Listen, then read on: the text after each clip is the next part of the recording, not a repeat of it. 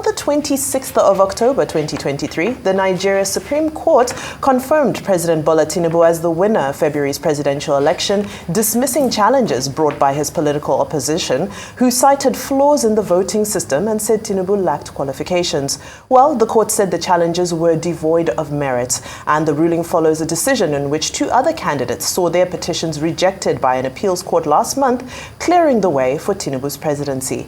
The candidates who appealed the election results, that's Atiku Abubakar of the People's Democratic Party, or PDP, and Peter Obi of the Labour Party, came in second and third in the February vote. Some stakeholders say the period for politicking is over and now is the time for governance. Well, some others disagree. So how do we move forward after the electioneering and the Supreme Court judgment? Well, let's bring in the Assistant Director, Media and Publicity of the now defunct Presidential Campaign Council of the All Progressives Congress, as Biodun Ajiboye, for a discussion on this. Good afternoon. It's great to have you on the program. Good afternoon, my sister. Nice to be here. Great. Let's start from the very top. Where do we begin? How do we begin to consolidate all that has happened and move from the era of campaigns, politicking, electioneering into governance and focus on Project Nigeria? Fantastic. That is the point at which we have gotten now. We need to start to talk about how to run Nigeria, how to move Nigeria forward. Every patriotic citizen of Nigeria today should put his effort on the table for us to build a country of our pride, a country of our dream. There is nothing anybody can achieve anymore with litigation, challenges, or otherwise. We have got to the tail, to the tip, to the end of it all. We've come through petitions, through challenging electoral processes, all of that. The Supreme Court had given the final judgment, and it remains so. Anybody you see that is still talking about electioneering now or election malpractice now is just a troublemaker. Today, our country is bleeding. Any right-thinking Nigerian should appreciate that there is nothing anybody can achieve until this administration terminates in 2027. Facts. Therefore, we have a country to build. This administration of Bola Tinubu has a country to run. We must admit, we must accept, we must come together in the spirit of patriotism to build a country of our pride. And that is not any debatable issue at this point in time. Our country is bleeding. It's painful. Let us see. Those of us who are supporting Asiwaju, who were, call it if you like, his aides, we didn't get into supporting Asiwaju because we liked his face. We got into supporting him because we know him and we know what he can deliver. But he has to be given the right environment to deliver. Distractions here and there will not help Nigeria. Hounding Asiwaju Bola Ahmed Tinubu, the president of Nigeria, today is equal to hounding Nigeria.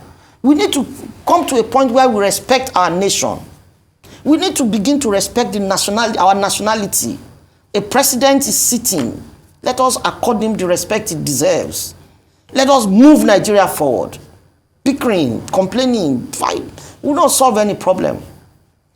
Now, we all know that a vibrant opposition, of course, is a very critical part of a healthy democracy. So what room are we creating for a vibrant opposition who are able to voice dissent to the government of the day? Opposition is not bestowed on anybody. Opposition is a natural responsibility of election losers. Once you are a formidable party and you lost an election, you automatically become an opposition party. And you should perform your responsibilities without rocking the boat. You are not supposed to be a nuisance, you are supposed to be opposition. Opposition means looking at policy structure and looking at what you think is not good for Nigeria and voicing it out. Decent opposition is what can move Nigeria forward. And you cannot expect to be in opposition and not know what to do. PDP is the opposition party, although, maybe Labour, I don't know, but there should be opposition is healthy for democracy. I support opposition. I have no problem with opposition, but I do not respect any act that seem to disrespect the person, the office, of the president of Nigeria. It is treasonable. It's wrong, extremely wrong. We need to appreciate that we have a country to run. The problems of our country are enormous. If anybody doesn't understand that, then that fellow is an enemy of Nigeria. The problems of our country are very, very enormous. Nigeria is hanging on one foot now, one leg, as a matter of fact. If we are not careful and Nigeria collapses, it collapses on everybody. So we have a responsibility to salvage this country. That is at the point that we are now. Now, let's talk about the responsibility of salvaging Nigeria. At the ministerial, they just concluded, or it's concluding shortly, the ministerial retreat. The president had stated that I admit, and this is a quote, I admit and accept the asset and liability of my predecessor. It's part of the definition in my professional background. Of course, we've also heard on several occasions the president believes that government is a continuum. Now, how do we move forward from a place where we know that the country is struggling, hanging on one leg, as you put it? How do we move forward if we're hanging on to the liabilities and we are committing to the continuum of a period in time that got us to the hole that we're currently in?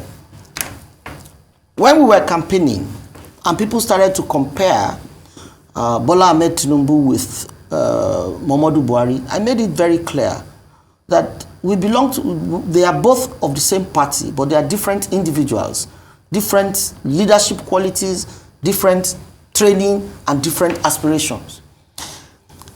Asiwaju, from his disposition, you can see his style of leadership. A leader that takes responsibility is a highly, highly hopeful leader. And to say that he acquires the asset and liability of his predecessor simply makes a lot of sense. Under what circumstance are we going to continue? Is the government supposed to continue to complain? If they complain from now till kingdom come, does it change anything? The earlier they accept the liability, responsibility of the old government, the better. What is important today for us in this country is how to ameliorate the defects that have followed Nigeria from time. Nigeria has got so many defects that have been following us through. Somebody has to break the jinx. Asiwaju has done one of the most important things. First of all, I respect his leadership disposition. He's a leader that when you say, your action is wrong, he goes back and correct the action.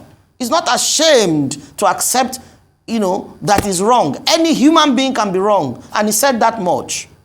That's a leader.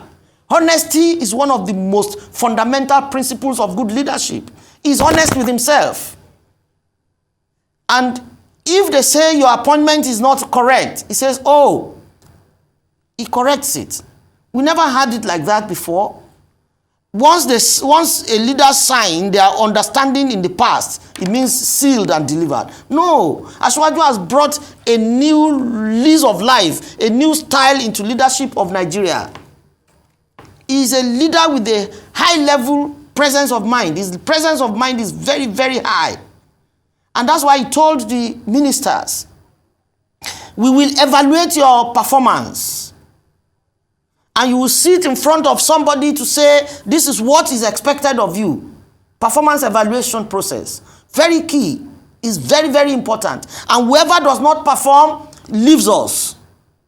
And that is the way to run the situation we are now. We must move from point A to point B progressively. And we must be able to measure our level of progression. We must be able to see substantial development in what we are doing.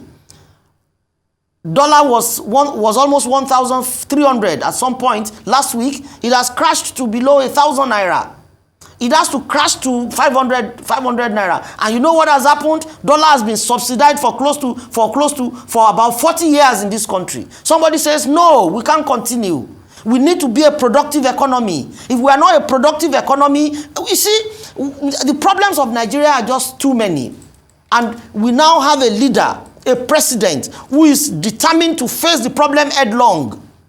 And that is our joy. That tells us that our labor to ensure that Tinubu wins election is not in vain. And we are happy. I am very happy. Right, very passionately so. Now, you know, we're talking about the cabinet, which is the biggest since 1999. Now, you know, great to, you know, just bring in the discussion about the results delivery unit, which of course is the performance-based outlook of governance that President Tinubu is bringing in. However, we're looking at a bloated expenditure on cabinet.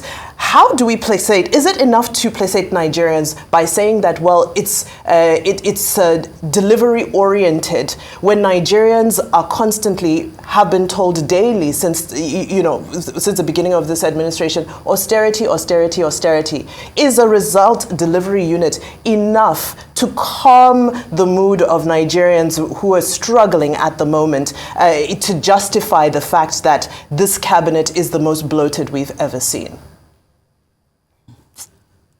Nigeria is a country of over 200 million people, a land mass of close to 1 million square kilometers or something like that. Nigeria is a big country. And the interesting part of Nigeria is that we have no business to be poor. That we are poor is a result of bad leadership. Somebody has to wake up. Somebody has to start to think properly. Nigeria doesn't have any reason to be poor. Take for instance, every local government in Nigeria to cultivate 10,000 hectares or acres of land, grow food, grow even exportable goods, grow. The state becomes a collection center. They build silos and they export. We earn dollars. Nigeria economy can be turned around within a short while if we have serious-minded leaders. And that is what Asiwaju is trying to make the ministers understand. That's what the president is trying to make the ministers understand. That this is not a tea party. You don't come here and try to drink whiskey. You come here to work. And we're going to measure your performance from minute to minute, second to second, hour to hour. Very quickly, because we just have a couple of minutes left. You know, on that note, everybody currently is saying the theme, you know, we just have 1 minute. The hashtag, or should I call it for now, is that Nigeria doesn't have a revenue problem, it has a spending problem. What's your take on that? Problem. What do they mean by we don't have a revenue problem? How much do we earn from exports? And how much are we spending? How much do we earn from our mineral resources? The mineral resources mineral deposit in Kogi alone can earn Nigeria $10 trillion. We need to be able to look at our potentials and go after it properly, explore it properly, turn it into advantage, turn it into positive advantage, earn money from it. Nigeria is a very rich country. We need leaders who can put brain to paper and do the work the way the work should be done. Everybody in Nigeria should be fine. We have enough potential, but potential is not enough. Activating and unlocking the potential is more important.